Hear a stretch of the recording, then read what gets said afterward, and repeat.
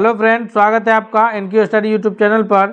आज हम लोग लेकर के आए हैं बिहार स्पेशल जीके। इस बिहार स्पेशल जीके में हम लोग देखेंगे बिहार से संबंधित महत्वपूर्ण प्रश्न और उसके उत्तर तथा व्याख्या सहित हम लोग इसको एक एक प्रश्नों को करते हैं। तो आइए हम लोग बिना देर किए हुए शुरू करते हैं एक एक क्वेश्चंस को।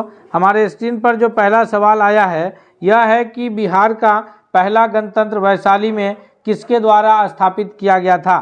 यानी यह मौर्य साम्राज्य के लोगों ने स्थापित किया था या लिच्छवी साम्राज्य के लोगों ने स्थापित किया था या गुप्त वंश के लोगों ने या फिर नंद वंश के। तो मौर्य साम्राज्य ये पहला जो गणतंत्र है वैशाली में जो स्थापित किया गया था यह लिच्छवी गणराज्य के लोगों ने किया था।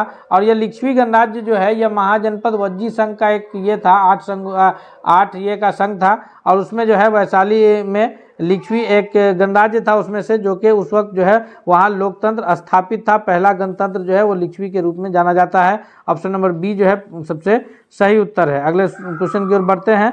नेक्स्ट क्वेश्चन है, क्वेश्चन नंबर 2 है कि बिहार में सर्वाधिक साक्षरता वाला जिला कौन सा है। वैसे तो दोस्तों बिहार का जो है साक्षरता दर बहुत पुअर है, लेकिन ये जो इस में ही सबसे जो अधिक साक्षरता दर वाला जिला है वो रोहतास, नवादा, पटना और दरभंगा। इनमें से कौन सा जिला जो है वो सबसे अधिक साक्षरता दर वाला है। तो ऑप्शन नंबर ए के रूप में जो है वो सबसे सही उत्तर जाना जाएगा कि रोहतास जिला जो है बिहार का वो सबसे अधिक साक्षरता दर वाला जिला है। क्वेश्चन नंबर 3 है कि बिहार विधानसभा में वर्तमान में कितने सदस्य हैं।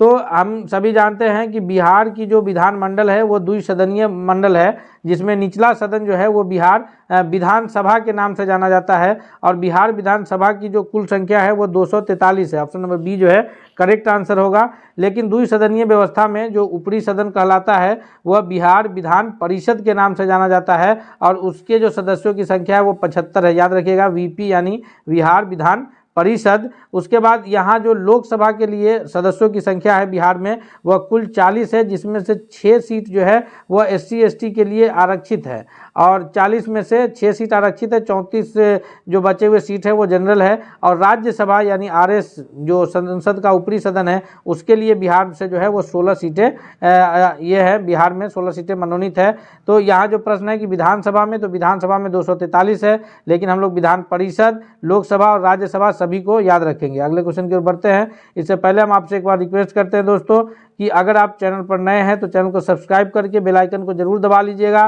ताकि कोई भी अपडेट्स आए तो सबसे पहले आप तक पहुंचे। चौथा नंबर क्वेश्चन है हमारे स्क्रीन पर कि बिहार के प्रमुख समाचार पत्र बिहारी के संपादक कौन थे। बिहार के जो ये प्रमुख समाचार पत्र है बिहारी, इसके संपादक जो हैं यह बाबूजी प्रसाद हैं या फिर बाबू गोपाल हैं या बाबू महेश्वर प्रसाद हैं या फिर बाबू राम प्रसाद हैं। इसका जो चौथा नंबर क्वेश्चन का सबसे सही जवाब है ऑप्शन नंबर सी के रूप में जाना जाएगा कि बाबू महेश्वर प्रसाद जो है इसके संपादक रहे हैं। अगले सवाल की ओर बढ़ते हैं। क्वेश्चन नंबर 5वां है कि बिरसा मुंडा का जो पूरा मुंडा विद्रोह हुआ था तो उनका कार्य क्षेत्र कौन सा था। बिरसा मुंडा का कार्य क्षेत्र चंपारण जिला था या फिर अलीपुर, बलिया या रांची। तो बिरसा मुंडा जो है ये झारखंड के क्षेत्र में यानी रांची क्षेत्र से जो है उस वक्त पूरा आंदोलन चला रहे थे, मुंडा विद्रोह जो है। तो इसका सबसे सही उत्तर 5वां का ऑप्शन नंबर डी को है जाना जाएगा। अगले सवाल की ओर बढ़ते हैं हम लोग, देखते हैं अगला क्वेश्चन कौन है। क्वेश्चन नंबर 6 है कि अभिलेखों में से किस शासक का उल्लेख प्रियदर्शी, जिसका अर्थ होता है देव नाम प्रिय, यह कौन से शासक ने अपने आप को जो है प्रियदर्शी घोषित किया था यानी देव नाम प्रिय के रूप में। वह शासक चंद्रगुप्त मौर्य है या फिर हर्षवर्धन है या समुद्रगुप्त है या अशोक है। तो इसका जो सबसे सही उत्तर है वह सम्राट अशोक जो है वह स्वयं को प्रियदर्शी घोषित किया था। सम्राट अशोक जो है वो पहले आजीवक संप्रदाय के ये थे, बाद में इन्होंने जो है अपना ये अशोक बौद्ध धर्म को अपनाए कलिंग के युद्ध के पश्चात। और इसमें जो ऑप्शन में मौजूद समुद्रगुप्त है इन्हें भारत का नेपोलियन कहा जाता है। याद रखिएगा, भारत का नेपोलियन जो है वो समुद्रगुप्त को कहा जाता है और प्रियदर्शी एवं देव नाम प्रिय का जो उपाधि है वह अशोक महान ने जो है लगाया था। अगले सवाल की ओर बढ़ते हैं। नेक्स्ट क्वेश्चन देखते हैं। क्वेश्चन नंबर 7वां है कि गुप्त वंश के किस शासक को भारत का नेपोलियन कहा जाता है। जी, अभी हम लोग इसका पिछले प्रश्नों में चर्चा किए थे कि भारत का नेपोलियन जो है वो कौन कहलाता है। तो भारत का नेपोलियन जो है वो समुद्रगुप्त को कहा जाता है। ये गुप्त वंश के शासक है समुद्रगुप्त। और फिर ऑप्शन में जो कुमारगुप्त प्रथम है कुमारगुप्त प्रथम के द्वारा जो है ये नालंदा विश्वविद्यालय की स्थापना की गई थी। और नालंदा विश्वविद्यालय को जो क्षति पहुंचाने का कार्य किया गया था वो किसके द्वारा किया गया था, तो वो बख्तियार खिलजी के द्वारा। याद रखिएगा, गुप्त वंश के शासनकाल में ही जो है नालंदा विश्वविद्यालय की स्थापना हुई थी और गुप्त वंश के शासनकाल को सबसे सुनहरा दौर के रूप में जाना जाता है। अगले सवाल की ओर बढ़ते हैं। क्वेश्चन नंबर 8 है कि निम्नलिखित में से किस राजा ने जो है वैवाहिक संबंध स्थापित किए थे और वैवाहिक संबंध स्थापित करके अपने राज्य की स्थिति को मजबूत किया था। तो इसमें से अजातशत्रु, बिंबिसार, उदयन या फिर इनमें से कोई नहीं। तो इस 8वां नंबर क्वेश्चन का जो सबसे सही जवाब है वो ऑप्शन नंबर बी है कि बिंबिसार जो है वो वैवाहिक संबंध अपना करके अपने राज्य की स्थिति को मजबूत किए थे। मुख्य रूप से 3 शादियां किए थे बिंबिसार ने। बिंबिसार कौन थे, तो यह मगध का जो मगध साम्राज्य जो था 16 महाजनपदों में से, उनमें सबसे पहला जो वंश का शासक रहा है हर्यक वंश, उस हर्यक वंश के संस्थापक के रूप में जाने जाते हैं बिंबिसार। इन्होंने वैवाहिक नीति अपना करके जो है अपने राज्य की स्थिति को सुदृढ़ करने का काम किया। इसके बाद बिंबिसार के बाद जो है उनके पुत्र अजातशत्रु बने, फिर उसके बाद जो है उदयन हर्यक वंश के शासक बने। और उदयन ने जो है, चूंकि बिंबिसार ने जो मगध साम्राज्य की हर्यक वंश की राजधानी थी वो गिरिब्रिज यानी राजगीर में रखे थे, उसको राजगीर से पाटलिपुत्र शिफ्ट करने का काम जो है उदयन के द्वारा किया गया था। तो ये भी हम लोग याद रखेंगे। नेक्स्ट क्वेश्चन की ओर बढ़ते हैं। अगला क्वेश्चन देखते हैं। क्वेश्चन नंबर 9 है कि अशोक की ब्राह्मी अभिलेख को, अशोक ने जो ब्राह्मी अभिलेख लिखवाया था, इसको सर्वप्रथम किसने पढ़ा था। इसको पढ़ने का जो श्रेय है वह किसको जाता है, वह BN मिश्रा को जाता है या फिर प्रिंसेप को या HD शौल्किया या इनमें से कोई नहीं। तो 9वां नंबर क्वेश्चन का जो सही उत्तर है दोस्तों वो ऑप्शन नंबर बी के रूप में जाता है कि अशोक के ब्राह्मी अभिलेख को जो पढ़ने का कार्य किया है वो प्रिंसेप महोदय ने किया है। नेक्स्ट क्वेश्चन की ओर बढ़ते हैं। अगला प्रश्न देखते हैं। क्वेश्चन नंबर 10 है हमारे स्क्रीन पर। 10वां नंबर प्रश्न क्या कह रहा है कि केवल वह स्तंभ जिसमें अशोक ने स्वयं को मगध का सम्राट कहा है। ये सारे स्तंभालेख जो हैं ये अशोक के शासनकाल से संबंधित है। जैसे मस्की का लघु शिलालेख है, भाबरू शिलालेख है, रानी का स्तंभालेख है और फिर रुमनदेई का अभिलेख है। इनमें से किस अभिलेख में जो है अशोक ने स्वयं को मगध का सम्राट बताया था। तो 10वां नंबर क्वेश्चन का जो सही उत्तर है ऑप्शन नंबर ए के रूप में जो है वो जाना जाएगा कि मस्की का लघु शिलालेख के जरिए इन्होंने बताया है। नेक्स्ट क्वेश्चन है 11 कि त्रिवेणी नहर जो है इसको किस नदी से पानी जाता है। त्रिवेणी नहर जो है यह बिहार की एक प्रमुख नहर के रूप में जानी जाती है। तो इसको सोन नदी से पानी जाता है या फिर म्यूराक्षी से या गंडक से या फिर कोसी से। तो इसका जो सही उत्तर है 11वां नंबर प्रश्न का कि कोसी नदी से तो जाएगा नहीं, क्योंकि कोसी नदी का जो प्रवाहन है वह सीमांचल क्षेत्र में है।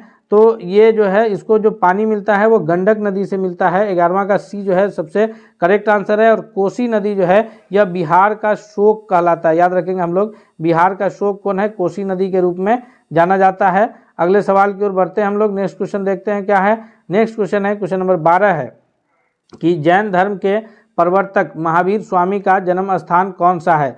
जैन धर्म में जो है 24 तीर्थंकर हुए हैं, उनमें से जो स्वामी महावीर हैं ये 24वें हैं। तो ये इनका जो जन्म स्थान है वह कौन सी जगह पर है। ये पिपली वन, विक्रमशिला, कुंडग्राम या फिर वैशाली। तो 12वां का जो सही उत्तर है ऑप्शन नंबर सी है कि कुंडग्राम जो है वो जैन धर्म के प्रवर्तक स्वामी महावीर का जन्म स्थल है। और जो एक और धर्म हुए हैं इसके पैरेलल जो है बौद्ध धर्म, उनके जो संस्थापक के रूप में जाने जाते हैं गौतम बुद्ध, उनका जन्म जो है वो नेपाल के लुम्बिनी वन में हुआ था। याद रखेंगे हम लोग। क्वेश्चन नंबर 13 है कि वर्धमान महावीर ने कहाँ निर्वाण की प्राप्ति की। यानी महावीर स्वामी का जो है ये इन्होंने अपना प्रांत कहाँ त्यागा था, या वैशाली में या राजगीर या नालंदा या फिर पावापुरी। तो इस 13वां नंबर प्रश्न का जो सबसे सही उत्तर होगा दोस्तों वो ऑप्शन नंबर डी के रूप में जाना जाएगा कि पावापुरी में जो है इन्होंने अपना निर्वाण की प्राप्ति करी थी। अगले सवाल की ओर चलते हैं। नेक्स्ट क्वेश्चन है क्वेश्चन नंबर 14 है कि पटना में किस सिख गुरु का जन्म स्थान है। जी, ये बिहार का पटना जो है वो किस सिख गुरु के जन्म स्थान के रूप में जाने जाते हैं। गुरु नानक या फिर गुरु गोविंद सिंह या गुरु हरगोविंद या गुरु फिर तेज बहादुर। तो ये पटना में जो है सिख गुरु अंतिम सिख गुरु के रूप में जाने जाते हैं। 14वां नंबर क्वेश्चन का सबसे correct answer option number B है।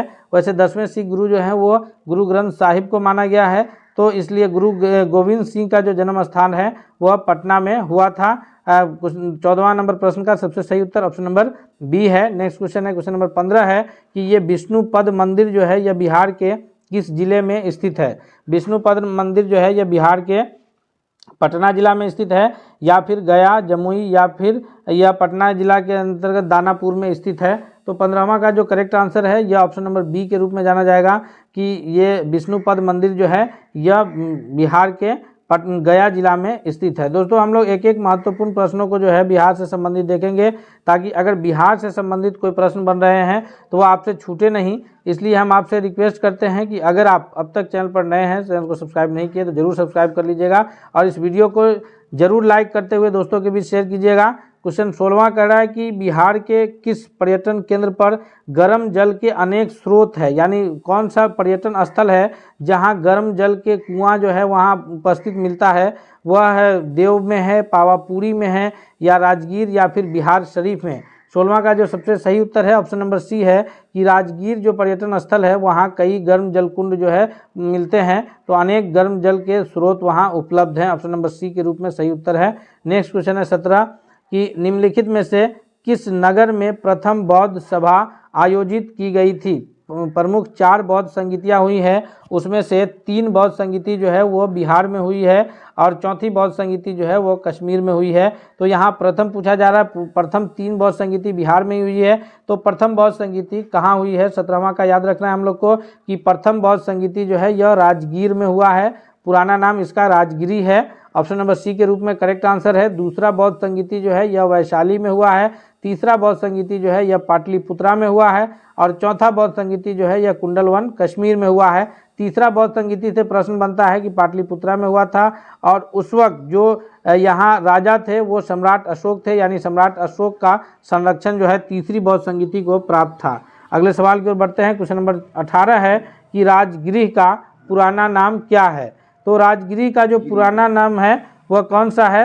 मगध, गिरिव्रज, बसाड, या फिर पाटलिपुत्र।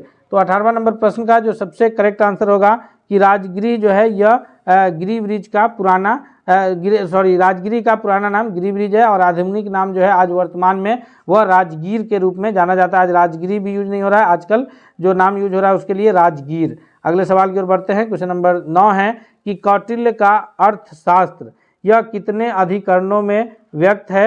इसका सही उत्तर कौन सा होगा। तो प्रश्न है कि कौटिल्य का अर्थशास्त्र कितने अधिकरणों में विभक्त है। तो यहाँ जो ऑप्शन है 12, 14, 16, 20, इसमें से कोई भी ऑप्शन सही नहीं है। याद रखेंगे हम लोग इसका जो अधिकरण है यह कुल 15 अधिकरणों में विभक्त है। कौटिल्य का जो अर्थशास्त्र है वह कितने अधिकरणों में विभक्त है, तो यह 15 अधिकरणों में विभक्त है। और इस प्रकार के अगर प्रश्न रहे और ऑप्शन अगर मैच ना हो तो आप वहाँ जो है ये कह सकते हैं कि इनमें से कोई नहीं का जो ऑप्शन होगा, क्योंकि अगर बीपीएससी प्रश्न करता है तो उसमें 5वां ऑप्शन मौजूद रहता है, इनमें से कोई नहीं, आप उसे टिक कर सकते हैं। अगले क्वेश्चन की ओर बढ़ते हैं हम लोग।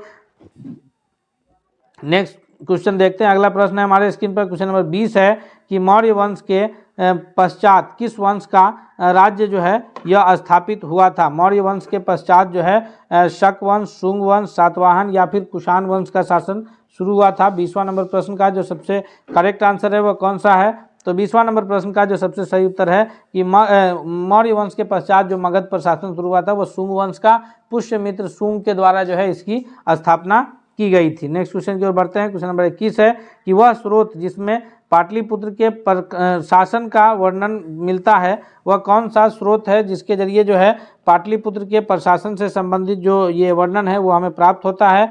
तो ये दिव्यदान से होता है, या अर्थशास्त्र से, या इंडिका से, या अशोक के शिलालेख से। तो इस 21वां नंबर प्रश्न का जो सही उत्तर है दोस्तों वह कौन सा होगा। ऑप्शन नंबर सी के रूप में जाना जाएगा कि इंडिका से प्राप्त होता है। इंडिका किसकी रचना है, तो इंडिका जो है यह मेगास्थनीज के द्वारा रचित पुस्तक है। मेगास्थनीज कौन था, यह सेल्यूकस निकेटर का राजदूत था जो कि चंद्रगुप्त मौर्य के दरबार में आया था। और अर्थशास्त्र की रचना कौन किए थे, तो अर्थशास्त्र की रचना जो किए थे वह विष्णुगुप्त किए थे, यानी उनका अन्य नाम कौटिल्य और चाणक्य के नाम से जाना जाता है। चंद्रगुप्त मौर्य ने उन्हें जो है अपना प्रधानमंत्री के पद पर नियुक्त किया था, क्योंकि ये नंद वंश को हरा करके मौर्य साम्राज्य की स्थापना करने में उनकी एक अहम भूमिका थी, और उन्होंने जो है एक पुस्तक अर्थशास्त्र की रचना की। नेक्स्ट क्वेश्चन है कि जनसंख्या के घनत्व के आधार पर बिहार का स्थान भारत में कौन सा है।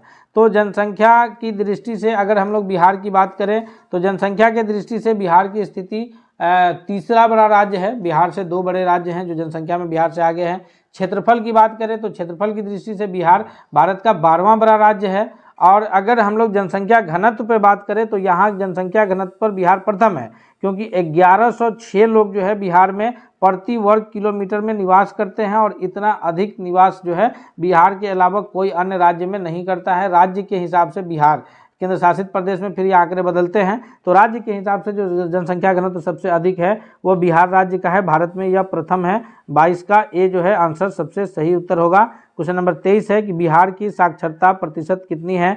तो बिहार की जो कुल साक्षरता प्रतिशत है वह 61.8% है और महिला साक्षरता जो है इससे भी नीचे है। लेकिन यह जो आंकड़े हैं बिहार के साक्षरता प्रतिशत का, यह 2011 के जनगणना के अनुसार है, तो हम लोग को इससे कंफ्यूज नहीं होना है, क्योंकि अब जो वर्तमान में जो जनगणना होगा तो फिर ये आंकड़े चेंज होंगे। और जो अभी जो जनगणना बिहार में कराया गया है तो वो जनगणना नहीं बल्कि बिहार जाति आधारित गणना था, जिसके तहत जो है वो आंकड़े जुटाए गए थे। और भारत सरकार द्वारा जो जनगणना 10 साल पर कराने का प्रावधान है, लेकिन कोरोना महामारी के कारण इसमें कुछ डिले हुआ था, तो ये इसके आंकड़े फिर चेंज हो जाएंगे। अभी जो लेकिन जो अभी हम लोग जानेंगे आंकड़ा वो 2011 के जनगणना के अनुसार जो कि 61.8% है। क्वेश्चन नंबर 24 है कि निम्नलिखित में से कौन सा राज्य विधानमंडल का अंग नहीं है। तो राज्य विधानमंडल के अंग की अगर बात करें तो राज्यपाल, विधान परिषद और विधानसभा, ये तीनों जो है ये राज्य विधानमंडल के अंग होते हैं। लेकिन ऑप्शन में मौजूद जो महाधिवक्ता हैं तो ये महाधिवक्ता जो हैं यह राज्य विधानमंडल के अंग नहीं होते हैं। ये राज्य में जो है नियुक्त किया जाता है, लेकिन राज्य विधानमंडल के अंग के रूप में यह कार्य नहीं करते हैं। और भारत में सभी राज्य नहीं, केवल 7 ऐसे राज्य हैं जहां जो है ये जो विधानमंडल के ऊपरी सदन है जिसको विधान परिषद के रूप में जाना जाता है वो मौजूद है। बाकी अन्य राज्यों में यह मौजूद नहीं है। बाकी जितने भी भारत के अन्य राज्य हैं वो सभी एक सदनीय व्यवस्था है जिसको विधानसभा के नाम से जाना जाता है। नेक्स्ट क्वेश्चन की ओर बढ़ते हैं। क्वेश्चन नंबर 25 है कि इंडिका के लेखक कौन है। तो इस पर हम लोग अभी पीछे चर्चा भी किए थे कि इंडिका के लेखक जो है वह मेगास्थनीज हैं। ऑप्शन नंबर सी के रूप में करेक्ट आंसर जाना जाएगा। मेगास्थनीज कहाँ के थे, तो यह थे यूनान के सेल्यूकस निकेटर के राजदूत थे और आए थे कहाँ, तो चंद्रगुप्त मौर्य के दरबार में। विष्णुगुप्त के द्वारा रचित पुस्तक कौन है, तो याद रखेंगे वो अर्थशास्त्र है, उनके द्वारा रचित पुस्तक का नाम। नेक्स्ट क्वेश्चन की ओर बढ़ते हैं। क्वेश्चन नंबर 26 है कि विक्रमशिला शिक्षा केंद्र के संस्थापक कौन है। विक्रमशिला जो शिक्षा का केंद्र है इसके संस्थापक देवपाल हैं, नरेंद्रपाल है, नयनपाल है या फिर धर्मपाल है। प्राचीन काल में 3 प्रमुख शिक्षा के केंद्र हुआ करते थे, एक नालंदा विश्वविद्यालय, दूसरा विक्रमशिला विश्वविद्यालय और एक और जो है जिसे तक्षशिला विश्वविद्यालय के रूप में जाना जाता है। इसमें से 2 प्रमुख जो है वो बिहार में स्थित था, नालंदा विश्वविद्यालय और विक्रमशिला। विक्रमशिला विश्वविद्यालय आधुनिक बिहार के भागलपुर जिले में स्थित था और नालंदा तो नालंदा जिले में स्थित था। नालंदा विश्वविद्यालय को कुमारगुप्त प्रथम ने स्थापना किया था, वहीं विक्रमशिला विश्वविद्यालय की जो स्थापना है वो धर्मपाल के द्वारा किया गया था। ऑप्शन नंबर डी जो है इसका सबसे सही जवाब है। नेक्स्ट क्वेश्चन की ओर बढ़ते हैं। क्वेश्चन नंबर 27 है कि विक्रमशिला विश्वविद्यालय में किस विषय की पढ़ाई विशेष रूप से होती थी। 27वां नंबर क्वेश्चन का जो सबसे सही उत्तर है वो क्या होगा, तो विक्रमशिला विश्वविद्यालय में जो है वह तंत्र विज्ञान की पढ़ाई मुख्य रूप से होती थी, यानी ऑप्शन नंबर सी के रूप में इसका सबसे सही उत्तर जाना जाएगा। क्वेश्चन नंबर 28 है कि महात्मा बुद्ध ने अपना प्रथम धर्म चक्र प्रवर्तन किस स्थान पर दिया।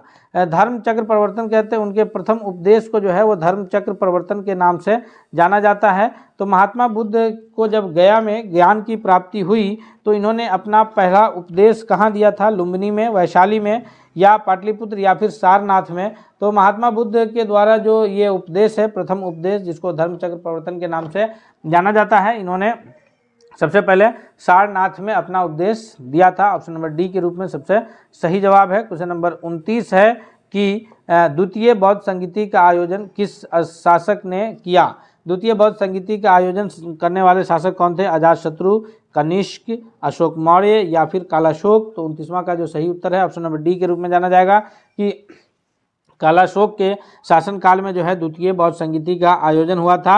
वहीं जो है अशोक के शासनकाल में तृतीय बौद्ध संगीति जो पाटलिपुत्र में हुई थी उसका हुआ। द्वितीय बौद्ध संगीति जो है वह कहाँ हुआ था, तो वह वैशाली जिले में हुआ था। अगले क्वेश्चन की ओर बढ़ते हैं। क्वेश्चन नंबर 30 है कि पाटलिपुत्र में आयोजित तृतीय बौद्ध परिषद का संरक्षण कौन था। तो अभी हम लोग इस पर पीछे चर्चा किए हैं कि पाटलिपुत्र में जो तृतीय बौद्ध संगीति आयोजित हुई थी उसके संरक्षक के रूप में जो है वो कौन जाने जाते हैं, अशोक मौर्य, यानी ऑप्शन नंबर डी के रूप में जो है ये अशोक जो है जाने जाते हैं। ऑप्शन नंबर बी जो है वो सबसे सही उत्तर होगा कि अशोक महान के द्वारा जो है तृतीय बौद्ध संगीति को संरक्षण प्राप्त हुआ था। क्वेश्चन नंबर 31 है कि चतुर्थ बौद्ध संगीति जो कुंडलवन कश्मीर में हुआ था वो निम्नलिखित में किसके समय में हुआ था। तो चौथी बौद्ध संगीति जो कि कुंडलवन कश्मीर में हुआ था, यह जो हुआ था 31वां नंबर क्वेश्चन का जो करेक्ट आंसर है वो कनिष्क के समय में हुआ था, यानी ऑप्शन नंबर डी जो है 31वां के लिए भी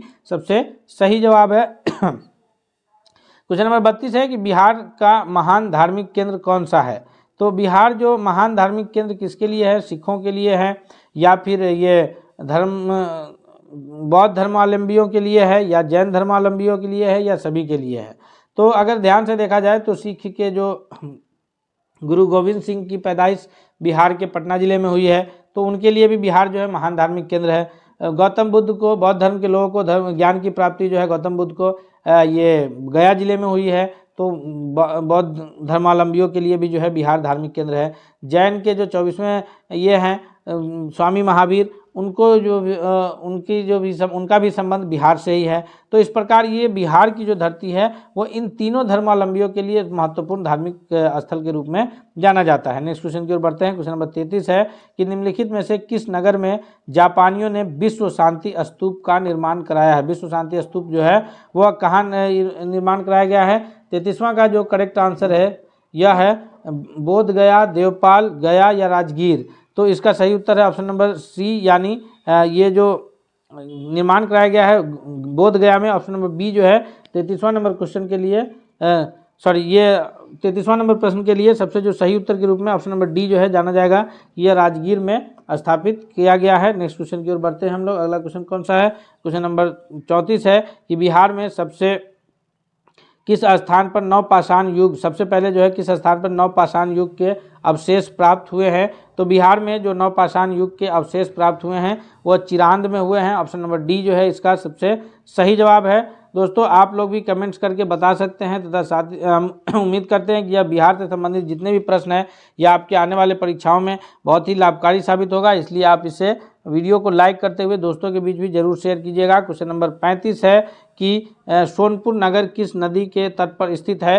तो सोनपुर नगर जो है वो सरयू, गंडक, सोन और गंगा, इसमें सबसे सही उत्तर क्या है। तो सबसे सही उत्तर जो है वह है ऑप्शन नंबर बी के गंडक नदी के तट पर स्थित सोनपुर है, जहां एशिया का सबसे बड़ा पशु मेला लगता है। क्वेश्चन नंबर 36 है, क्वेश्चन नंबर 36 है कि बिहार के गया नगर किस नदी के तट पर स्थित है। तो बिहार की जो गया जिला स्थित है वह कमला नदी, फल्गु नदी, गंगा नदी या फिर सरयू नदी। तो इसमें सबसे सही उत्तर है ऑप्शन नंबर बी के फल्गु नदी, जिसे निरंजना नदी के रूप में भी जाना जाता है। पिंड दान का कार्य जो है वही निरंजना नदी के तट पर होता है। तो यह बिहार का गया जिला जो है फल्गु नदी के तट पर स्थित है। ऑप्शन नंबर बी जो है 36वां नंबर प्रश्न के लिए सबसे सही उत्तर जाना जाएगा। नेक्स्ट क्वेश्चन है, क्वेश्चन नंबर 37 है कि बिहार में स्थित पटना में स्थित जो गोलघर है इसका निर्माण कब किया गया था। बिहार के पटना में स्थित गोलघर का निर्माण जो है अंग्रेजों के शासनकाल में किया गया है। यह 1786 या 56 या फिर 1776 या 1796 ईस्वी में। 36वां नंबर क्वेश्चन का जो सबसे करेक्ट आंसर है कि यह 1786 ईस्वी में किया गया है, यानी ऑप्शन नंबर ए के रूप में जो है इसका सबसे सही उत्तर जाना जाएगा। नेक्स्ट क्वेश्चन है, क्वेश्चन नंबर 38 है कि निम्नलिखित में से किसने नालंदा विश्वविद्यालय में अध्ययन किया है। यानी नालंदा विश्वविद्यालय में शिक्षा प्राप्त करने का जो काम है वह किन्होंने किया है। मेगास्थनीज हैं, अलबरूनी है, इब्न बतूता है या हुएनसंग है। तो ऊपर के जो तीनों हैं मेगास्थनीज, अलबरूनी या इब्न बतूता, ये सभी जो है भारत या हुएनसंग, ये सभी भारत की यात्रा किए हैं, लेकिन इन लोगों ने मेगास्थनीज, अलबरूनी या इब्न बतूता ने, इन लोगों ने जो है यहाँ की यात्रा ने वहाँ शिक्षा नहीं प्राप्त किया। शिक्षा प्राप्त करने का जो काम किया है वह हुएनसंग ने किया है। ऑप्शन नंबर डी जो है इसका सबसे सही जवाब है। क्वेश्चन नंबर 39 है कि मीरतुल अहवाल किसकी रचना है। मीरतुल अहवाल जो है यह मुल्ला तकिया है, मिर्जा नाथन है या मुल्ला बहबहानी है। तो इसका जो सही उत्तर है 39वां नंबर क्वेश्चन का वो ऑप्शन नंबर ए है कि मुल्ला तकिया द्वारा रचित है मीरतुल अहवाल। अगला सवाल देखते हैं, क्वेश्चन नंबर 40 है कि पूरा तत्ववेता अलेक्जेंडर कनिंघम ने बिहार में क्या खोज किया था? केसरिया स्तूप जो कि चंपारण में स्थित है उसकी खोज किए हैं, या फिर लौरिया अरेराज का अशोक स्तंभ, या बसाड़ के अवशेषों के आधार पर वैशाली के प्राचीन स्थल, या ये सभी। तो कनिंघम के द्वारा जो है बिहार के इन सभी स्थलों का खोज किया गया था। तो प्रश्न है हमारे स्क्रीन पर कि रबी फसलों के लिए मशहूर ताल क्षेत्र जो है यह कहाँ अवस्थित है? ये ताल नहीं, टाल क्षेत्र है। यह जो प्रश्न तैयार किया गया है यह SCERT और NCERT की किताबों से मिलकर के तैयार किया गया प्रश्न है कि रबी फसल के लिए जो मशहूर टाल क्षेत्र है जहाँ ये खरीफ फसल के समय में पानी लगा रहता है, लेकिन जो है यही पानी धीरे धीरे जब सूखता है तो रबी की फसल अच्छी होती है। तो यह पटना से पूरब का जो क्षेत्र है यह टाल क्षेत्र के नाम से जाना जाता है। ऑप्शन नंबर बी पहला नंबर प्रश्न के लिए सबसे सही उत्तर के रूप में आंसर जाना जाएगा। सवाल है कि सोमेश्वर जो पहाड़ियाँ हैं वह किस क्षेत्र की पहाड़ियाँ हैं? सोमेश्वर पहाड़ियाँ जो है यह तराई क्षेत्र में है, या फिर राजगीर की पहाड़ी को कहते हैं, या कैमूर को, या फिर मंदार हिल में। तो इसका जो सही जवाब होगा दूसरा नंबर प्रश्न के लिए वह हो जाएगा ऑप्शन नंबर ए के तराई क्षेत्र में जो है यह सोमेश्वर की पहाड़ियाँ स्थित है। अगला सवाल है कि बिहार का राज्य चिन्ह क्या है? यानी कौन सा चिन्ह जो है यह, जैसे अशोक स्तंभ है, या फिर शेर है, बोधि वृक्ष है, मोर है, मछली है, इनमें से जो बिहार का राज्य चिन्ह है वो है बोधि वृक्ष। ऑप्शन नंबर बी सबसे सही जवाब के रूप में उत्तर जाना जाएगा। अगला सवाल है कि बिहार से अलग करके झारखंड राज्य कब बनाया गया था? तो बिहार से अलग करके झारखंड राज्य जो है ये सबसे नवीन में बना है। इससे पूर्व जो बिहार का इतिहास रहा है कि बिहार जो है 1912 में ये बंगाल का हिस्सा हुआ करता था, पश्चिमी बंगाल का हिस्सा बिहार हुआ करता था, जो बंगाल का बंटवारा हुआ था उस वक्त। हालांकि बंगाल का विभाजन 1905 में रद्द हो गया, लेकिन 1905 में बंगाल का विभाजन हुआ और 1911 में बंगाल का विभाजन रद्द हुआ। उसके पश्चात बंगाल से बिहार 1912 में अलग हुआ, जिसमें बिहार के साथ साथ उड़ीसा राज्य सम्मिलित था। लेकिन 1936 में बिहार से उड़ीसा भी अलग राज्य के रूप में अस्तित्व में आया, और सबसे अंत में 15 नवंबर 2000 ईस्वी को बिहार से जो है झारखंड राज्य अलग बना।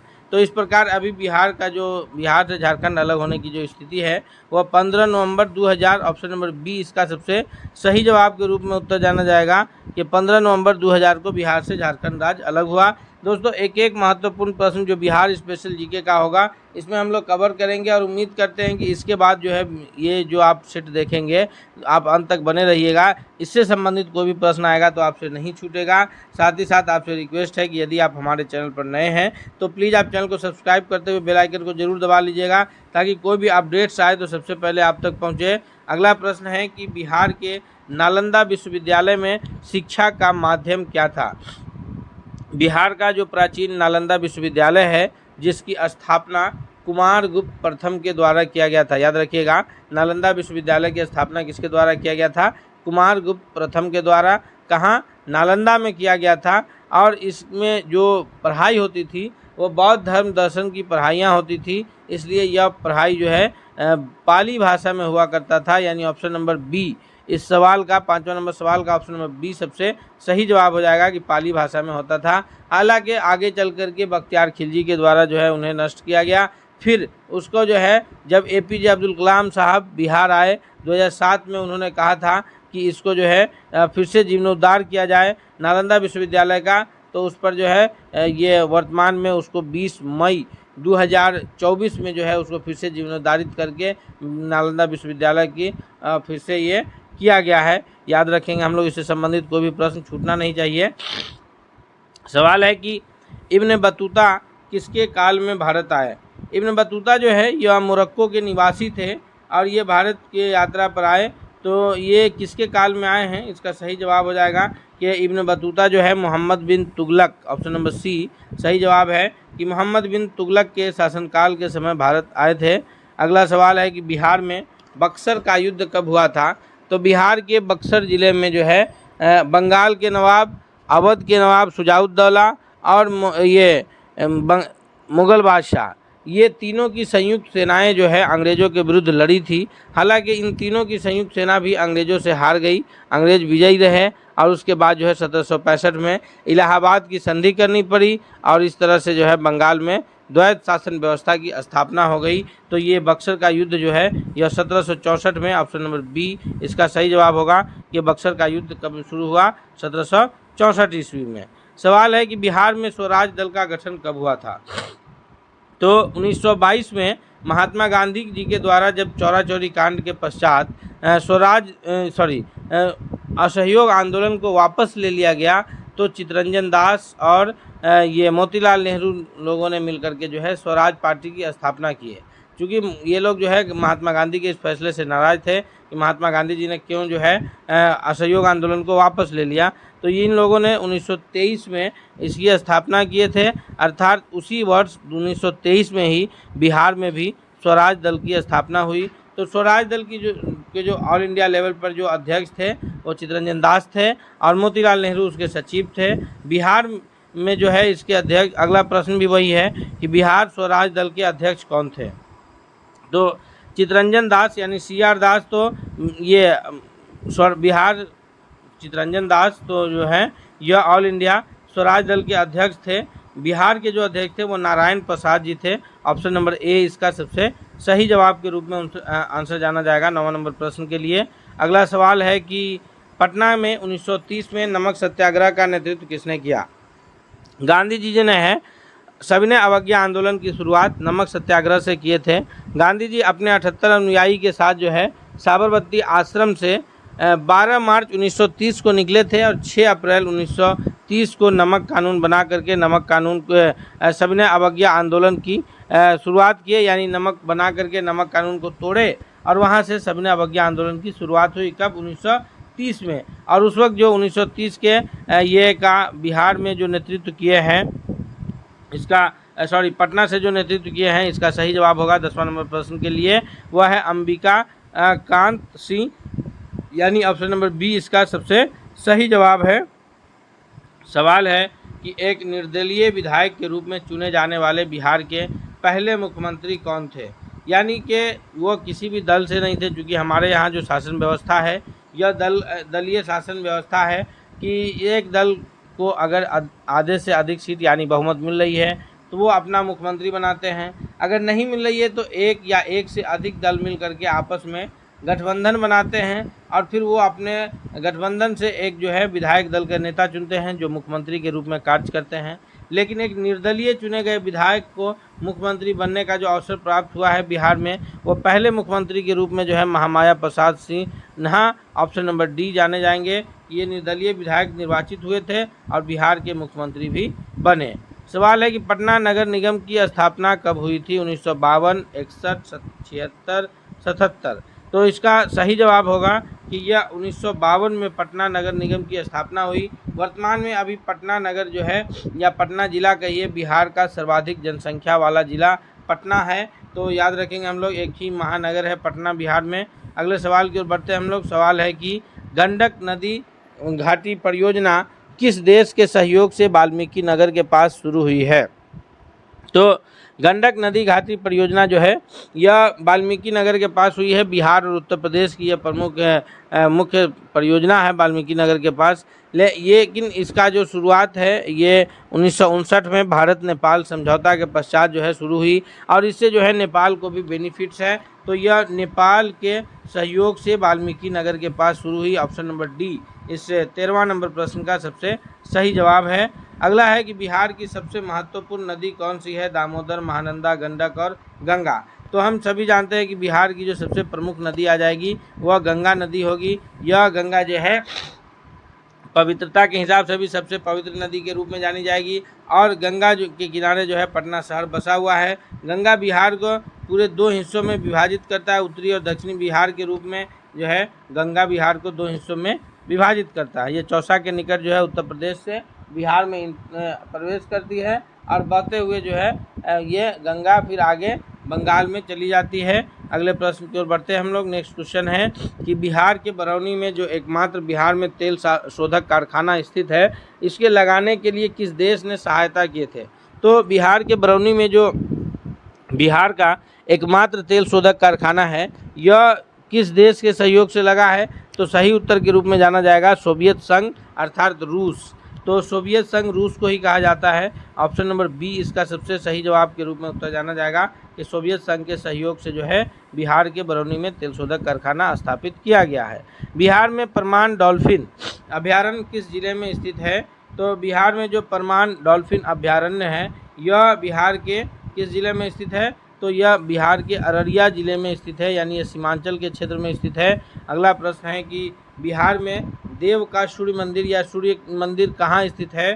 तो बिहार में जो सूर्य मंदिर स्थित है, देव का सूर्य मंदिर, यह औरंगाबाद जिले में स्थित है। अर्थात इसका सही उत्तर ऑप्शन नंबर बी के रूप में सबसे सही उत्तर के रूप में आंसर जाना जाएगा। नेक्स्ट प्रश्न है कि बिहार में पूरन देवी का मंदिर कहाँ स्थित है? तो जैसा कि नाम से ही स्पष्ट है, पूरन देवी का जो मंदिर है बिहार में, यह बिहार के पूर्णिया जिले यानी ऑप्शन नंबर ए 18वां नंबर प्रश्न के लिए ऑप्शन नंबर ए सही उत्तर के रूप में आंसर जाना जाएगा कि पूर्णिया जिले में पूरन देवी का मंदिर स्थित है। नेक्स्ट है कि बिहार में सर्वाधिक महत्वपूर्ण तिलहन कौन सा है? यानी जिससे तेल की प्राप्ति होती है, जो फसल बिहार में उगाई जाती है उसमें राई और सरसों का खेती सबसे अधिक होता है।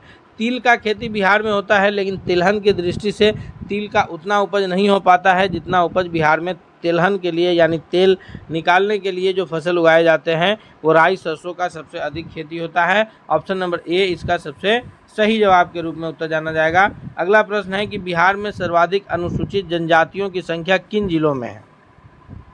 तो बिहार में जो सबसे अधिक अनुसूचित जनजाति की जो जिला है, जहां सबसे अधिक अनुसूचित जनजाति यानी एसटी शेड्यूल्ड ट्राइबल्स के जो सबसे अधिक आबादी है वह है कटिहार, पूर्णिया, बांका और जमुई, यानी ऑप्शन नंबर बी इसका सबसे सही जवाब होगा। दोस्तों एक एक महत्वपूर्ण प्रश्न बिहार का हम इसमें कवर कर रहे हैं। हम आपसे रिक्वेस्ट करते हैं कि यदि आप हमारे चैनल पर नए हैं तो प्लीज़ आप चैनल को ज़रूर सब्सक्राइब कर लीजिएगा। साथ ही साथ अगर आप हमसे पहले प्रश्नों के उत्तर कर पा रहे हैं तो वो भी आप बताइए, और आप वीडियो के अंत में कमेंट करके बताइएगा कि आपको वीडियो कितना पसंद आया। अगले प्रश्न की ओर बढ़ते हैं।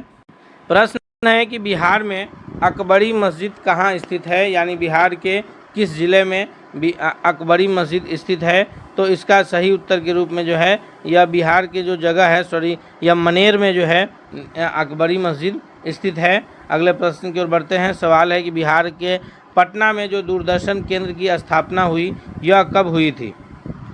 बिहार के पटना में दूरदर्शन केंद्र की स्थापना इस 22वां नंबर प्रश्न के लिए जो सही उत्तर है वह है ऑप्शन नंबर सी के 1980 में पटना में दूरदर्शन केंद्र की स्थापना हुई थी।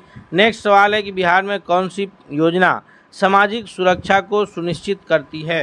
तो इसमें है सामाजिक सुरक्षा पेंशन योजना जो कि सही है, असंगठित श्रम दुर्घटना अनुदान योजना ये भी सही है, बंधुआ श्रम पहचान की और पुनर्वास योजना यह भी सही है। अर्थात ये तीनों जो योजनाएं हैं बिहार सरकार की, यह तीनों सामाजिक सुरक्षा को सुनिश्चित करने के लिए जानी जाने वाली योजना है। ऑप्शन नंबर डी इसका 23वां नंबर प्रश्न का सबसे सही उत्तर के रूप में आंसर जाना जाएगा। नेक्स्ट सवाल है कि किस वर्ष जयप्रकाश रोजगार गारंटी योजना की शुरुआत बिहार में किया गया था?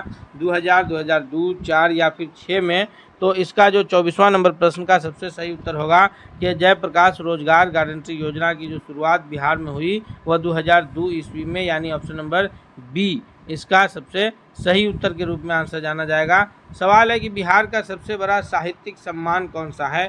तो बिहार का जो सबसे बड़ा साहित्यिक सम्मान है यानी साहित्य के क्षेत्र में दिया जाने वाला जो सबसे बड़ा सम्मान है वह है राजेंद्र सम्मान। ऑप्शन नंबर डी इसका सबसे करेक्ट आंसर है। अगला प्रश्न है कि जगजीवन राम को किस नाम से जाना जाता था? तो जिस प्रकार से अन्य हमारे जो स्वतंत्रता सेनानी हैं उनके अलग अलग नाम हैं, जैसे चित्तरंजन दास को देशबंधु कहा जाता है, जयप्रकाश नारायण को लोकनायक कहा जाता है, बाल गंगाधर तिलक को लोकमान्य बाल गंगाधर तिलक कहा जाता है, उसी प्रकार से जो है ये जगजीवन राम जी के लिए ऑप्शन नंबर सी यानी बाबू इस्तेमाल होता है, Babu Jagjivan Ram. Option number C इसका सबसे सही जवाब के रूप में उत्तर जाना जाएगा। याद रखिएगा। अगला प्रश्न है कि लोकनायक जयप्रकाश नारायण जी ने जो है यह संपूर्ण क्रांति का आह्वान कब किया था? तो ये जेपी आंदोलन जो है बिहार का यह एक स्टूडेंट आंदोलन था, छात्र आंदोलन इस तरह से फैला कि जो है पूरे देश स्तर पर यह आंदोलन चला। इसकी शुरुआत जो है जयप्रकाश नारायण जी के द्वारा 5 जून 1973 को किया गया, अर्थात ऑप्शन नंबर बी इसका सबसे सही जवाब हो जाएगा कि लोकनायक जयप्रकाश नारायण जी ने जो है संपूर्ण क्रांति का आह्वान 5 जून 1973 को किए थे। सवाल है कि पूर्व मध्य रेलवे यानी ईस्ट सेंट्रल रेलवे का जो मुख्यालय है यह कहाँ स्थित है? तो पूर्व मध्य रेलवे का जो मुख्यालय है यह बिहार के वैशाली जिला के हाजीपुर में स्थित है।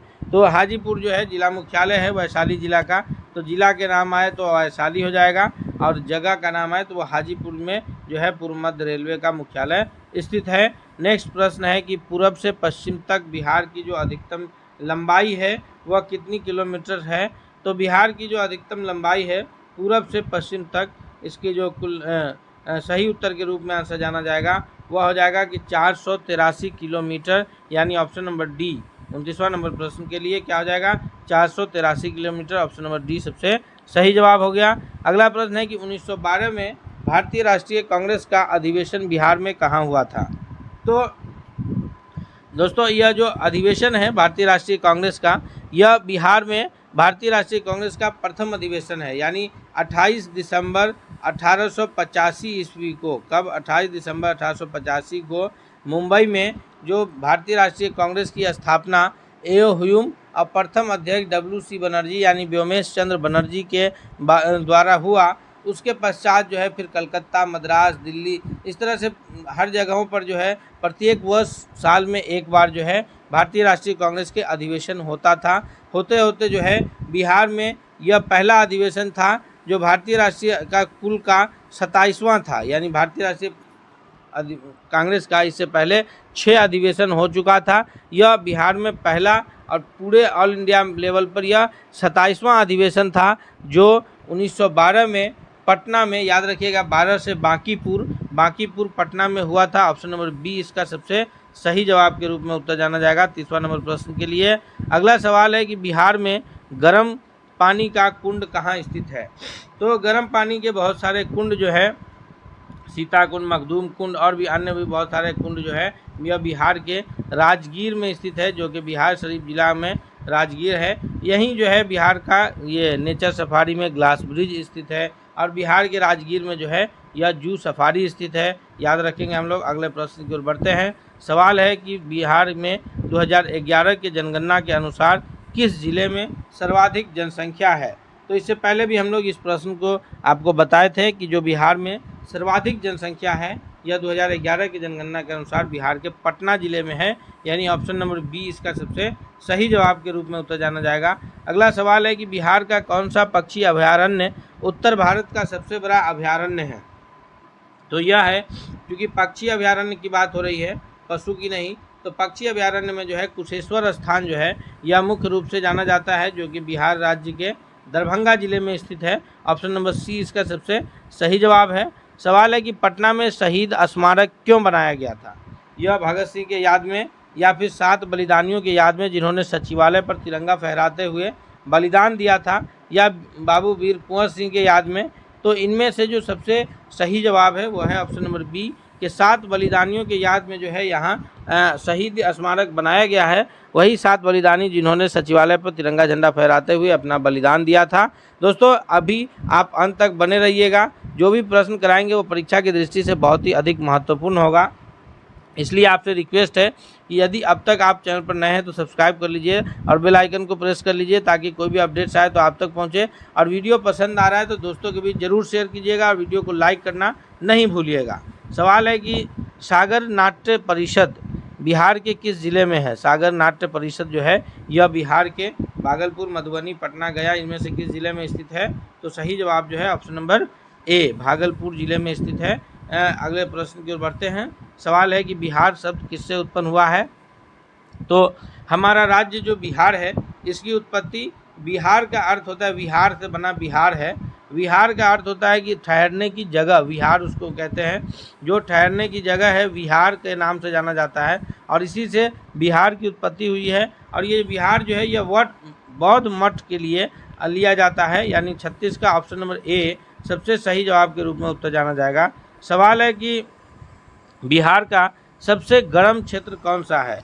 तो बिहार का जो सबसे गर्म क्षेत्र के रूप में जाना जाता है वो बिहार का गया जिला जाना जाता है, यानी ऑप्शन नंबर डी इस 37वां नंबर प्रश्न का सबसे सही उत्तर है। अगला सवाल है कि बिहार के किस स्थान पर से पूरा पाषाण युग के अवशेष मिले हैं? तो जहां से पूरा पाषाण युग के अवशेष मिले हैं वह है मुंगेर जिला, ऑप्शन नंबर बी इसका सबसे सही जवाब है। नेक्स्ट प्रश्न है कि 1922 में भारतीय राष्ट्रीय कांग्रेस का गया में अधिवेशन हुआ, इसकी अध्यक्षता कौन किए थे? तो 1922 में जो 12 में भारतीय राष्ट्रीय कांग्रेस का पहला अधिवेशन हुआ था, उसके 10 साल के बाद बिहार में दूसरा अधिवेशन जो है 1922 में हुआ भारतीय राष्ट्रीय कांग्रेस का, और इसकी अध्यक्षता जो है वह चित्तरंजन दास जी किए थे।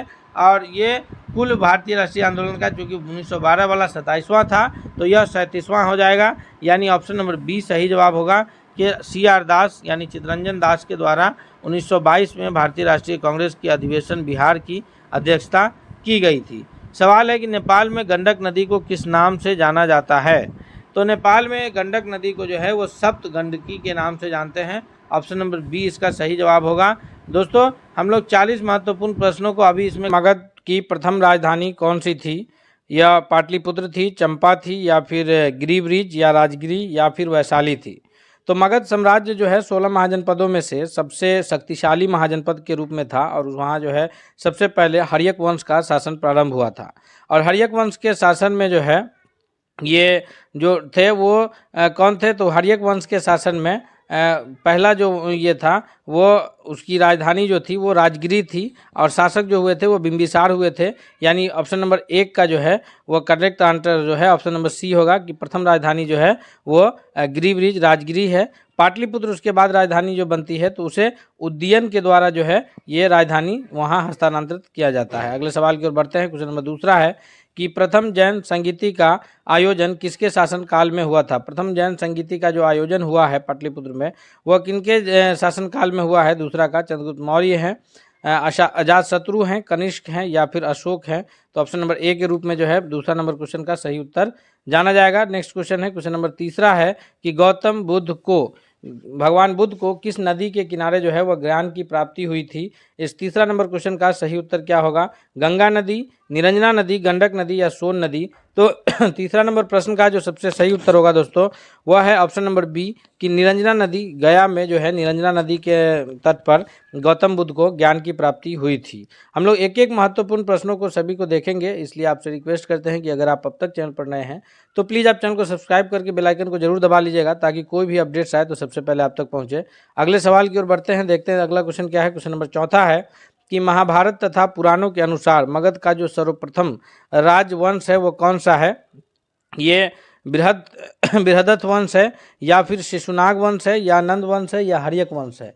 चौथा नंबर प्रश्न का जो करेक्ट आंसर होगा कि वैसे तो इतिहासकारों में बहुत सारे इतिहासकारों ने जो है हर्यक वंश को प्रथम वंश के रूप में माना है, लेकिन महाभारत तथा पुराणों के अनुसार जो मगध वंश का प्रथम राजवंश पूछा जा रहा है, तो यहाँ पर जो करेक्ट आंसर होगा वो ऑप्शन नंबर ए के रूप में जाना जाएगा कि महाभारत तथा पुराण के अनुसार जो मगध का जो सर्वप्रथम राजवंश है वो बृहदत्थ वंश है, यानी ऑप्शन नंबर ए जो है चौथा नंबर प्रश्न का सबसे सही उत्तर है। नेक्स्ट क्वेश्चन है, क्वेश्चन नंबर 5 है कि मगध साम्राज्य का वास्तविक संस्थापक किसे माना जाता है? ये बृहदत्थ तथा जरासंध को, या फिर महापद्मनंद को, या बिंबिसार को, या फिर शिशुनाग को? तो इसका जो सही उत्तर होगा कि मगध वंश का जो वास्तविक संस्थापक के रूप में जाने जाएंगे वो हर्यक वंश के संस्थापक, यानी ऑप्शन नंबर सी बिंबिसार जो है, जो हर्यक वंश के संस्थापक थे उन्हें मगध साम्राज्य के वास्तविक संस्थापक के रूप में जाना जाता है। शिशुनाग वंश की स्थापना शिशुनाग के द्वारा की गई, महापद्मनंद के द्वारा जो है नंद वंश की स्थापना किया गया है, याद रखेंगे हम लोग। अगले सवाल की ओर बढ़ते हैं। क्वेश्चन नंबर 6 है कि बिंबिसार नंबर 6 में है कि बिंबिसार ने बृहदत्थ को पराजित कर कौन सा राज्य जीता था? यह अंग जीता था, कौशल जीता था, वज्जी जीता था, या फिर अवंती जीता था? 6 नंबर प्रश्न का सही उत्तर क्या है? तो बिंबिसार ने ब्रहदत्त को पराजित करके जो राज्य उन्होंने जीता था वह ये अंग महाजनपद को, ऑप्शन नंबर ए के रूप में जो है 6 नंबर प्रश्न का सही उत्तर क्या जाना जाएगा? ऑप्शन नंबर ए की अंग महाजनपद को जो है बिंबिसार ने ब्रह्मदत्त को पराजित करके जीता था। अगले सवाल की ओर बढ़ते हैं, देखते हैं नेक्स्ट क्वेश्चन क्या है। क्वेश्चन नंबर 7 है कि अजातशत्रु के किस राज्य के साथ युद्ध में प्रथम बार रथ मूसल तथा महाशिला कंटक का प्रयोग किया था? ये दो जो प्रमुख हथियार है, रथ मूसल तथा महाशिला कंटक, तो ये अजातशत्रु के द्वारा जो है किस युद्ध में प्रयुक्त किया गया था? अंग में, कौशल में, लिच्छवी में या उपयुक्त में से कोई नहीं। 7वां नंबर प्रश्न का सही उत्तर क्या होगा? तो अजातशत्रु जो कि हर्यक वंश के शासक है, बिंबिसार के पुत्र हैं, बिंबिसार की हत्या करके ये शासन स्थापित किए थे। तो इनके द्वारा जो रथ मूसल तथा महाशिला कंटक का प्रयोग किया गया है, यह अंग के विरुद्ध, यानी ऑप्शन नंबर ए जो है वह करेक्ट आंसर होगा 7वां नंबर प्रश्न के लिए।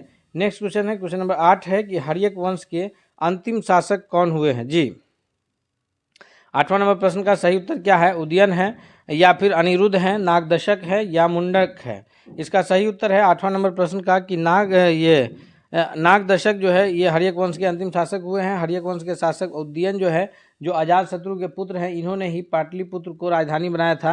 राजधानी को राजगिर से स्थानांतरण करके पाटलिपुत्र ले जाने का कार्य जो है यह उदयन के द्वारा किया गया है। अगले सवाल की ओर बढ़ते हैं। नेक्स्ट क्वेश्चन देखते हैं कौन सा है। क्वेश्चन नंबर 9 है कि हर्यक वंश के उपरांत मगध पर किस वंश की सत्ता स्थापित हुई थी? यानी हर्यक वंश का जब शासन समाप्त हुआ तो उसके बाद मगध साम्राज्य पर किस वंश की शासन की शुरुआत होती है? जी, शिशुनाग वंश है, नंद वंश है या फिर मौर्य वंश है?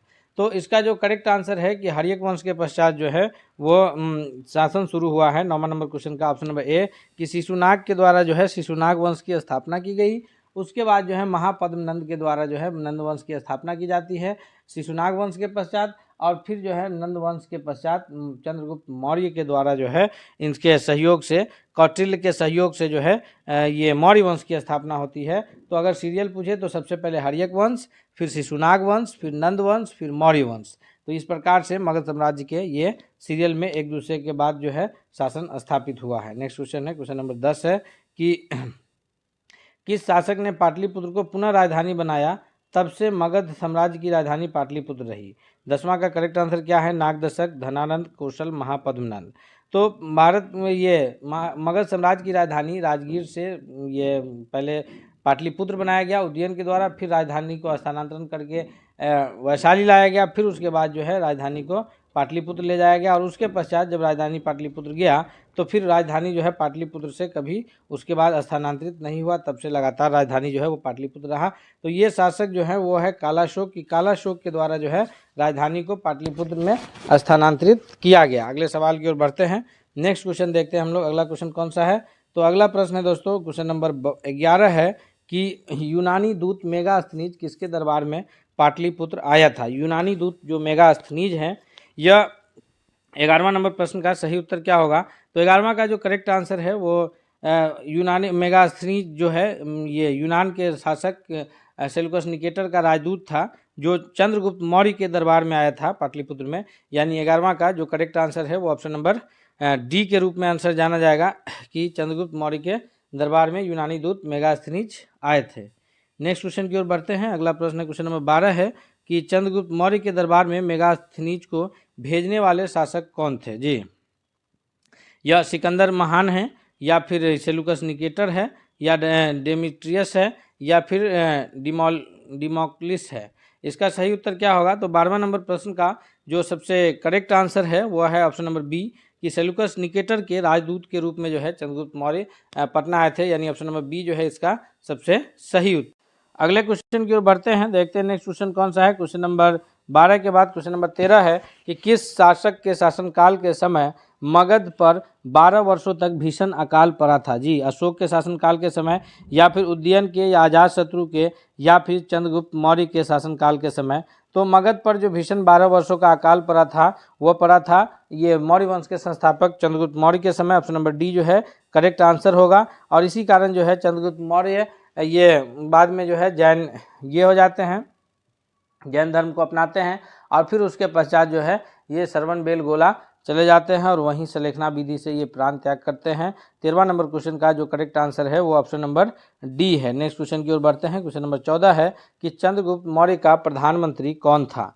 चंद्रगुप्त मौर्य के जो प्रधानमंत्री हैं वो चाणक्य हैं या फिर तीवर हैं या मेगास्थनीज हैं या भद्रबाहु है? तो भद्रबाहु के साथ तो चंद्रगुप्त मौर्य जो है वो श्रवण बेलगोला जाते हैं। ये चंद्रगुप्त मौर्य ने जो प्रधानमंत्री के रूप में नियुक्त किया था वह कौटिल्य अर्थात चाणक्य को नियुक्त किया था, जिनका अन्य नाम जो है विष्णुगुप्त भी है। 3 नाम से जाने जाते हैं, कौटिल्य, चाणक्य या फिर विष्णुगुप्त के नाम से जाने जाते हैं। इन्होंने एक पुस्तक की भी रचना की है जो अर्थशास्त्र के रूप के नाम से जाना जाता है। याद रखेंगे हम लोग कि चंद्रगुप्त मौर्य ने प्रधानमंत्री के रूप में चाणक्य को नियुक्त किया था, जिनका अन्य नाम विष्णुगुप्त और कौटिल्य है, और इन्होंने एक पुस्तक की रचना की है जिसका नाम अर्थशास्त्र है। और अर्थशास्त्र जो है, जो चाणक्य की पुस्तक है, वो 15 अधिकरणों में विभक्त है। इस प्रकार के प्रश्न कोई भी बने, लेकिन हमसे छूटना नहीं चाहिए। इसलिए आप अगर अब तक चैनल पर नए हैं तो प्लीज़ चैनल को जरूर सब्सक्राइब करके बेल आइकन को दबा लीजिए। क्वेश्चन नंबर 15 है कि किससे मुक्ति दिलाने के कारण चंद्रगुप्त मौर्य को भारत का मुक्तिदाता कहा जाता है। भारत का मुक्तिदाता जो है वो ईरानियों से या यूनानियों से या शकों से या फिर हुनों से। 15वां नंबर क्वेश्चन का करेक्ट आंसर क्या होगा? तो 15वां नंबर प्रश्न का जो सबसे सही उत्तर होगा दोस्तों वह है ऑप्शन नंबर बी की यूनानियों से मुक्ति दिलाने के कारण जो है चंद्रगुप्त मौर्य को भारत का मुक्तिदाता के रूप में कहा जाता है। नेक्स्ट क्वेश्चन की ओर बढ़ते हैं हम लोग, देखते हैं अगला प्रश्न कौन है। क्वेश्चन नंबर 16 है कि वह स्रोत जिसमें पाटलिपुत्र के प्रशासन का वर्णन उपलब्ध है वह स्रोत कौन सा है? दिव्यदान है, अर्थशास्त्र है, इंदिका है या फिर अशोक का शिलालेख है। जी 16वां नंबर क्वेश्चन का सही उत्तर क्या है? तो 16वां नंबर प्रश्न का जो सही उत्तर है कि वह स्रोत जिससे पाटलिपुत्र के प्रशासन का वर्णन प्राप्त होता है वह इंदिका नामक पुस्तक है, जो किसके द्वारा रचित है? तो इंदिका पुस्तक जो है वो मेगास्थनीज के द्वारा रचित है। वही मेगास्थनीज जो चंद्रगुप्त मौर्य के दरबार में सेल्यूकस निकेटर का राजदूत बन करके आया था। अगले सवाल की ओर बढ़ते हैं। क्वेश्चन नंबर 17 है कि नंद वंश के पश्चात मगध पर किस वंश का शासन स्थापित होता है? तो हम लोग इस पर पीछे चर्चा कर चुके हैं कि हर्यक वंश के बाद शिशुनाग वंश के बाद नंद वंश, और नंद वंश के बाद जो है मौर्य वंश है, यानी ऑप्शन नंबर ए 17वां का करेक्ट आंसर होगा। नेक्स्ट क्वेश्चन है, क्वेश्चन नंबर 18 है कि मेगास्थनीज जो सेल्यूकस निकेटर का राजदूत था और ये यूनानी शासक था सेल्यूकस निकेटर, और चंद्रगुप्त मौर्य के दरबार में आया, उनके द्वारा रचित पुस्तक का नाम क्या है? तो उनके द्वारा जो रचित पुस्तक है 18वां का correct answer option number A है कि इंडिका जो है उनके द्वारा रचित पुस्तक है। अर्थशास्त्र जो है यह कौटिल्य के द्वारा रचित पुस्तक है। ऋग्वेद जो है यह वेदों में सबसे पुराना वेद है। अगले सवाल की ओर बढ़ते हैं हम लोग, देखते हैं क्वेश्चन नंबर 19 कि अर्थशास्त्र के लेखक, तो अर्थशास्त्र के लेखक जो है वो कौटिल्य हैं। तो इसमें भी हम लोग देर नहीं करेंगे, ऑप्शन नंबर बी करते हुए आगे बढ़ेंगे। दोस्तों अगर आप लोग कर पा रहे हैं उत्तर हमसे पहले तो आप कमेंट करके जरूर बताते चलिएगा। क्वेश्चन नंबर 20 है कि पाटलिपुत्र की शासन व्यवस्था का विस्तृत वर्णन किस विदेशी यात्री के यात्रा वृत्तांत से मिलता है? जी पाटलिपुत्र के जो शासन व्यवस्था का ये विवरण है यह स्ट्रैबो से मिलता है, फाहियान से मिलता है, मेगास्थनीज से मिलता है या फिर युआन च्वांग से मिलता है। तो इसका करेक्ट आंसर क्या है 20वां नंबर क्वेश्चन का? 20वां नंबर क्वेश्चन का जो सही उत्तर है ऑप्शन नंबर सी है कि पाटलिपुत्र की शासन व्यवस्था का जो विस्तृत वर्णन हमें प्राप्त होता है वह फाहियान के ये से मिलता है, यानी option number B correct answer है। क्वेश्चन नंबर 21 है चंद्रगुप्त मौर्य के उपरांत मौर्य साम्राज्य का शासक कौन बना? जी तो चंद्रगुप्त मौर्य के पश्चात जो है वो अशोक शासक बनते हैं या फिर बिंबिसार बनते हैं या बिंदुसार बनते हैं या तीवर। तो बिंबिसार जो है ये तो हर्यक वंश के संस्थापक के रूप में माने जाते हैं। चंद्रगुप्त मौर्य के पश्चात जो है उनके पुत्र बिंदुसार, याद रखेंगे नाम मिलता जुलता है तो कंफ्यूज नहीं होना है। बिंदुसार जो है वो शासक बनते हैं मौर्य वंश के, और बिंदुसार के बाद जो है उनके पुत्र अशोक जो है वो शासक बनते हैं। तो याद रखेंगे हम लोग किसके बाद कौन है? तो सबसे पहले हैं मौर्य वंश में चंद्रगुप्त मौर्य के बाद है बिंदुसार के बाद है अशोक। अगले सवाल की ओर बढ़ते हैं कि अशोक के द्वारा अपने पड़ोसियों के साथ मैत्रीपूर्ण संबंधों का उल्लेख कहाँ से मिलता है? यानी उनके पड़ोसियों से उनका मैत्रीपूर्ण संबंध था, इस बात का उल्लेख जो है किस ये से मिलता है, किस शिलालेख से मिलता है, किस अभिलेख से मिलता है? तो यह साहब गढ़ी अभिलेख से मिलता है या ब्रह्मगिरी अभिलेख से या शिलालेख 13 से या सोपरा अभिलेख से। तो 22वां नंबर प्रश्न का सबसे सही उत्तर ऑप्शन नंबर सी है कि जो ये अशोक के द्वारा अपने पड़ोसियों के साथ मैत्रीपूर्ण संबंध का जो उल्लेख मिलता है यह शिलालेख 13 में मिलता है। सी आंसर सबसे करेक्ट है। क्वेश्चन नंबर 23 है कि तृतीय बौद्ध संगीति की अध्यक्षता किसने की थी? जी तृतीय बौद्ध संगीति किनके द्वारा अध्यक्षता किया गया था? ये मोगली पुत्र तीस है या फिर पिलंगवत्स है या महाकश्यप है या फिर वसुमित्र है। इसका सही उत्तर क्या होगा? तो 23वां नंबर प्रश्न का जो सबसे करेक्ट आंसर के रूप में उत्तर जाना जाएगा यह ऑप्शन नंबर 1 है कि मोगली पुत्र तीस्य जो है इन्होंने तृतीय बौद्ध संगीति की अध्यक्षता की है। प्रमुख रूप से 4 बौद्ध संगीतियाँ हुई है, प्रथम राजगीर में, दूसरा वैशाली में, तीसरा पाटलिपुत्र में और चौथा जो है वो कश्मीर में हुआ है। तीसरी जो बौद्ध संगीति है जिसकी अध्यक्षता मोगली पुत्र तीस्य ने किया है, यह बौद्ध संगीति अशोक के शासनकाल में पाटलिपुत्र में होने वाली बौद्ध संगीति है। अगले सवाल की ओर बढ़ते हैं। क्वेश्चन नंबर 24 है कि तृतीय बौद्ध संगीति का आयोजन कहाँ हुआ था। तो अभी हम लोग चर्चा किए हैं कि प्रथम राजगीर में, दूसरा वैशाली में, तीसरा पाटलिपुत्र में और चौथा कुंडलवन जो कि कश्मीर में स्थित है। तो ये चारों ऑप्शन हमारे पास हैं। प्रथम बौद्ध संगीति कहाँ, राजगिरी, दूसरा वैशाली, तीसरा पाटलिपुत्र, चौथा कुंडलवन। तो ऑप्शन नंबर डी जो है करेक्ट आंसर होगा 24वां नंबर इस प्रश्न का।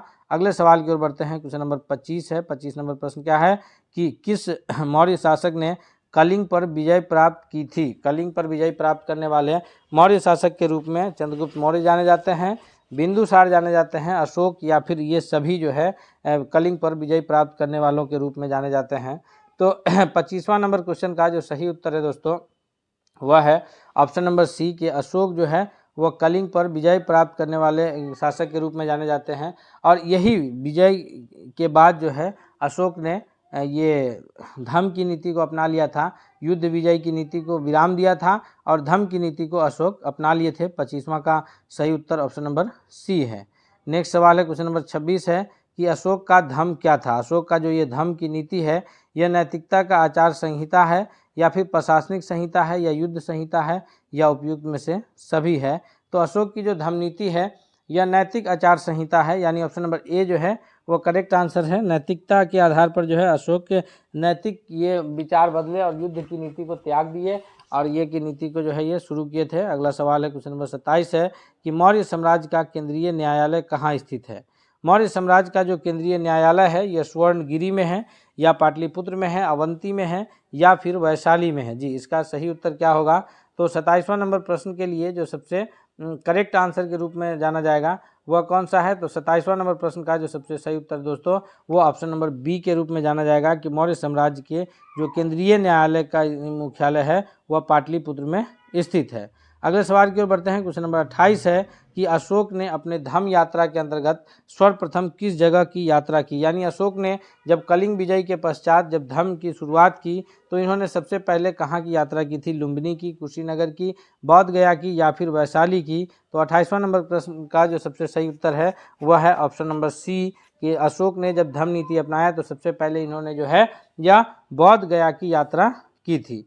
नेक्स्ट क्वेश्चन की ओर बढ़ते हैं। क्वेश्चन नंबर 29 है कि अशोक के स्तंभ लेख बिहार के किस जिले से प्राप्त हुए हैं। बिहार के भागलपुर जिला से प्राप्त हुआ है या फिर चंपारण जिला से, छपरा या कैमूर जिला से। जी 29वां नंबर क्वेश्चन का सही उत्तर क्या होगा।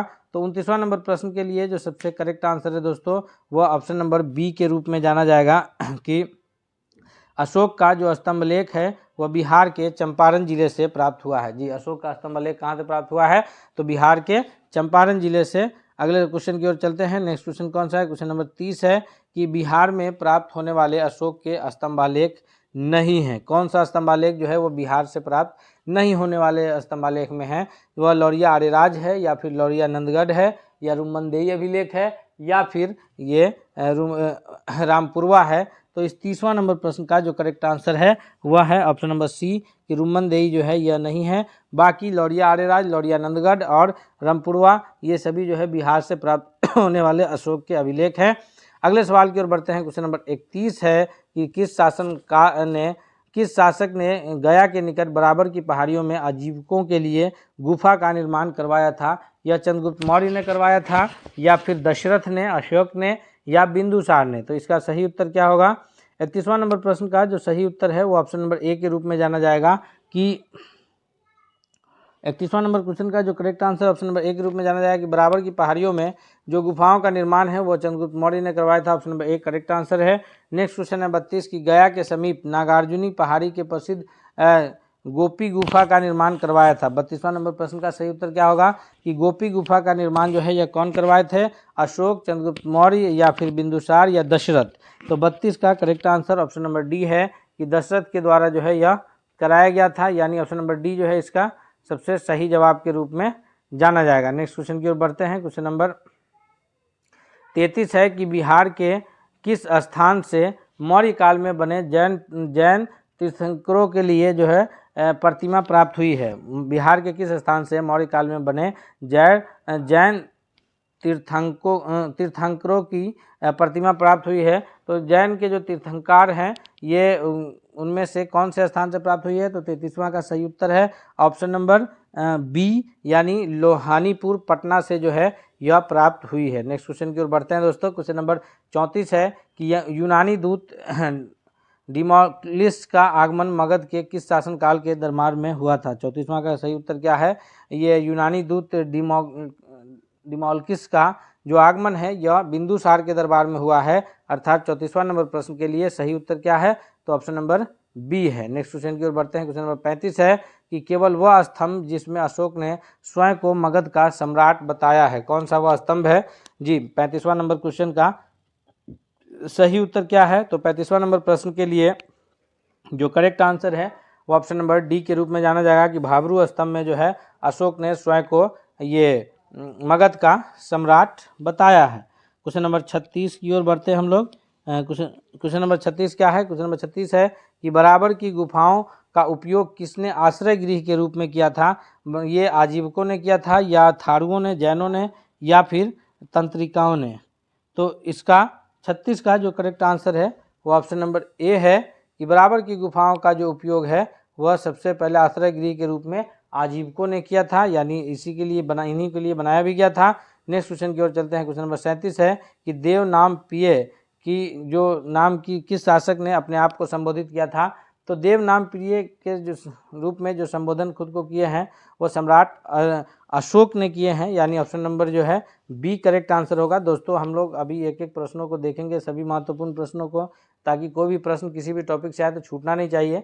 आपसे इसलिए रिक्वेस्ट है कि अगर आप अब तक चैनल पर नए हैं तो प्लीज़ जरूर सब्सक्राइब कर लीजिएगा। क्वेश्चन नंबर 38 की ओर चलते हैं। 38 है कि अशोक के धम्म नीति की जानकारी कहाँ से मिलती है? जी, 38वां नंबर क्वेश्चन का सही उत्तर क्या होगा कि अशोक के धम्म नीति की जो जानकारी है वो द्वितीय स्तंभालेख से मिलती है, या फिर 7वें शिलालेख से मिलती है, या फिर द्वादश शिलालेख से, या सभी? तो इसका करेक्ट आंसर है ऑप्शन नंबर डी के उपयुक्त सभी जगहों से जो है हमें अशोक के धम्म नीति के संबंधित जानकारियाँ प्राप्त होती है। क्वेश्चन नंबर 39 है कि मौर्य साम्राज्य के पतन में कौन सा कारण शामिल नहीं है? जी, मौर्य साम्राज्य के पतन में विदेशी आक्रमण, अयोग्य शासक, आर्थिक संकट, या फिर प्रांतीय विद्रोह? 39वां नंबर क्वेश्चन का करेक्ट आंसर है कि शामिल नहीं, वो आर्थिक संकट है, यानी ऑप्शन नंबर सी के रूप में करेक्ट आंसर जाना जाएगा। क्वेश्चन नंबर 40 है कि मौर्य साम्राज्य के उपरांत मगध पर किस वंश का शासन स्थापित होता है? जी, मौर्य साम्राज्य के बाद जो है मगध पर वह कण्व वंश का होता है, शुंग वंश का होता है, सातवाहन का,